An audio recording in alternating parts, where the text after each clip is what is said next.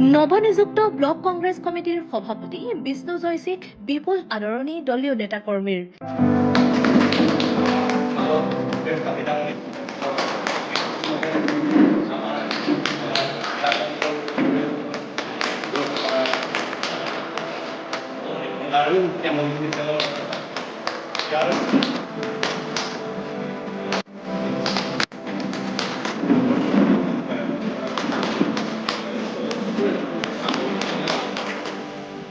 ডিগবৈ ৰাজীৱ ভৱনত অনুষ্ঠিত হোৱা সম্বৰ্ধনা অনুষ্ঠানত বিষ্ণুক সকলোৱে ফুলাম গামোচা পিন্ধাই আদৰণি জনায়।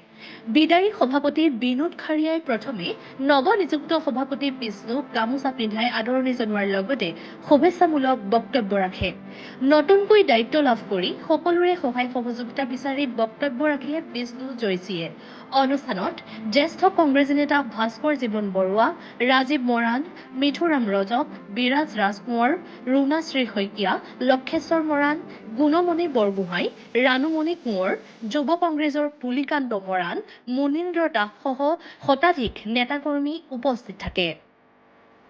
অন্যায়ৰ বিৰুদ্ধে সাহসেৰে মাত মাতি অহা ডিগবৈৰ সক্ৰিয় সমাজসেৱক তথা দলৰ এজন নিষ্ঠাবান কৰ্মী বিষ্ণু জয়সী, নাজিৰাটিং যুৱ সংঘৰ প্ৰাক্তন সম্পাদক, যুৱ কংগ্ৰেছৰ পানীখোৱা মণ্ডলৰ প্ৰাক্তন সম্পাদক, ডিগবৈ ব্লক কংগ্ৰেছ কমিটিৰ প্ৰাক্তন সম্পাদক আৰু বৰ্তমান তিনিচুকীয়া জিলা কংগ্ৰেছ কমিটিৰ সাধাৰণ সম্পাদক পদত কাৰ্যনিৰ্বাহ কৰি আছিল। বিষ্ণু জয়সীক ব্লক কংগ্ৰেছৰ সভাপতিৰ দায়িত্ব দিয়াত সমষ্টিটোৰ কংগ্ৰেছ কৰ্মী উৎসাহিত হৈ পৰিছে। নতুন বছৰ আৰু ভোগালী বিহুৰ শুভেচ্ছা জ্ঞাপন কৰিলোঁ।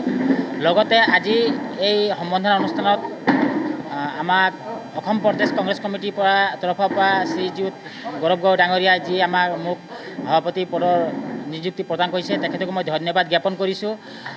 APCC ফালৰ পৰা তিনিচুকীয়া জিলা কংগ্ৰেছৰ তত্ত্বাৱধায়ক হিচাপত মেঘনাথ চেতি ডাঙৰীয়া, পলি হাজৰিকানী বাইদেউ ডাঙৰীয়ানী, তেখেতকো আমি ধন্যবাদ গ্ৰহণ কৰিছোঁ।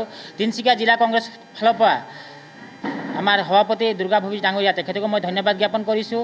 লগতে এই ব্লকখন আগৰ পৰাই চলাই যোৱা প্ৰাক্তন সভাপতি বিনোদ খাৰিয়া ডাঙৰীয়া, তেখেতকো মই আজি এই সভাৰ পৰা ধন্যবাদ জ্ঞাপন কৰিছোঁ।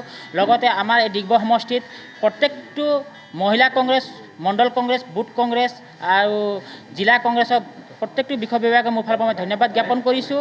যিহেতু আজি মোক এইখন সভাপতি ডিগবৈ সমষ্টিৰ ব্লক কংগ্ৰেছৰ তৰফৰ পৰা প্ৰদান কৰা হৈছে আৰু এই প্ৰদান কৰা দায়িত্বটো মই সকলোকে মোৰ ফালৰ পৰা মই আশাবাদী যে মোক সহায় সহযোগ কৰিব বুলি, আৰু লগতে আগন্তুক 26ত আমাৰ কংগ্ৰেছ দলৰ পৰা প্ৰাৰ্থিত্ব যিকোনো এজন প্ৰাৰ্থিত্বকে যাকে নহয় APCCয়ে প্ৰদান কৰিব, তেখেতক আমি বিপুল ভোটেৰে জয় কৰিম বুলি মই ইয়াত আপোনালোকক প্ৰতিশ্ৰুতি দিছোঁ।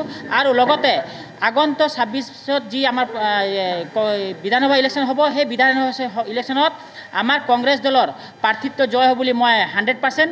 আৰু যিহেতু আমাৰ এতিয়া ডিগবৈ সমষ্টিত ভেটি কংগ্ৰেছৰ বহুতো সবল হৈ আছে, আৰু লগতে যিবিলাক কিছুমানে ভুৱা প্ৰচাৰ চলাই আমাৰ মাজত যি বিসংগতি সৃষ্টি কৰিব বিচাৰিছে, তেখেতসকলক লৈ মই বিশেষ অনুৰোধ যে এইবিলাক আপোনালোকে নকৰিব। যিহেতু আমাৰ কংগ্ৰেছ দল একগোট হৈ আছে।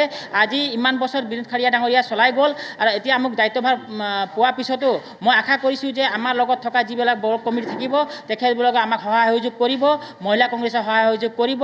আৰু সাংবাদিক বন্ধুসকলকো মোৰ ফালৰ পৰা অনুৰোধ যে আমাৰ কংগ্ৰেছ দলক অলপ আগুৱাই যাবৰ কাৰণে আপোনালোকৰ যে সহায় সহযোগ লাগিব আমাৰ। আৰু লগতে অসমখনক আমি বৰ অসম কেনেকৈ গঢ়ি তুলিম, আমাৰ গৌৰৱ গগৈ ডাঙৰীয়া এটা সপোন আছে, এই সপোনটো বাস্তৱৰূপে পূৰ্ণ হ'ব বুলি মই আশা কৰিছোঁ।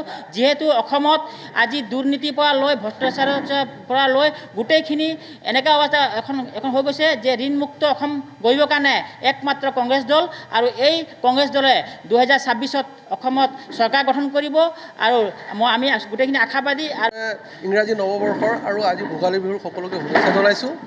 আজি আমাৰ ডিগবৈ ব্লক কংগ্ৰেছৰ এটা গুৰুত্বপূৰ্ণ সভা এটা অনুষ্ঠিত হয়। আপোনালোকে জানে কালি আমাৰ নৱনিযুক্ত সভাপতি ডিগবৈ ব্লক কংগ্ৰেছৰ এটা নৱনিযুক্ত কৰা হয়, আৰু সেই হিচাপে আমাৰ ডিগবৈ ব্লক কংগ্ৰেছৰ বিষ্ণু জয়সীক আজি দায়িত্ব প্ৰদান কৰা হয়। ইয়াৰ আগতে মই ব্লক কংগ্ৰেছ হিচাপে ডিগবৈৰ কাৰ্যনিৰ্বাহ কৰি আছিলোঁ, আৰু আগন্তুক 2026ত নিৰ্বাচনত অৱতীৰ্ণ হোৱাৰ উদ্দেশ্যে আমি আমাৰ দলৰ প্ৰট'কল এটা আছে। নিজৰ দায়িত্বৰ পৰা আমি বেলেগৰ দায়িত্ব অব্যাহতি দিব লাগিব।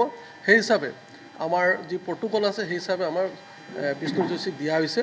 আৰু ইয়াৰ দ্বাৰাই মই আপোনালোকৰ মাধ্যমেৰে সকলোকে জনাব বিচাৰিছোঁ বৰ্তমান বিজেপি চৰকাৰখনে অসমখনত যি তেখেতে ভাগ কৰা ব্যৱস্থা কৰিছে, যিকেইটা সাম্প্ৰদায়িক হিচাপে যিসকলে তেখেতলোকে ভাগ কৰিবলৈ ব্যৱস্থা কৰিছে, মূল্য বৃদ্ধিকে কৰা হওক বা নিবনুৱা সমস্যাকে ইত্যাদি কৰি বিভিন্ন সমস্যা তেখেতলোকে যি দৰ্জিত অসমত মানে তেখেতলোকে ৰাইজক জনবিৰোধী নীতি কৰিছে, তেখেতৰ ওপৰত মাত মাতিবলৈ কাৰণে আমি ডিগবৈ কংগ্ৰেছে প্ৰস্তুত হৈ আছোঁ।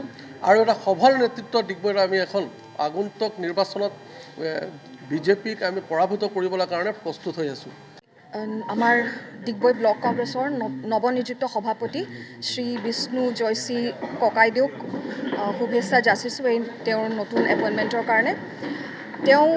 তেওঁৰ দৰে এজন যুৱকক গৌৰৱ গগৈ ডাঙৰীয়াই এই দায়িত্ব দিয়াৰ কাৰণে গৌৰৱ গগৈ ডাঙৰীয়ালৈ ধন্যবাদ। আমাৰ দৃঢ় বিশ্বাস যে বিষ্ণু জয়শ্ৰী ডাঙৰীয়াৰ নেতৃত্বত ডিগবৈ ব্লক কংগ্ৰেছ অধিক সবল আৰু শক্তিশালী হৈ উঠিব আৰু এইবাৰ 2024 বিধানসভা নিৰ্বাচনত আমাৰ কংগ্ৰেছ দলটোৱে খুব ভাল ৰিজাল্ট কৰিব, সেইটো আমাৰ সম্পূৰ্ণ বিশ্বাস।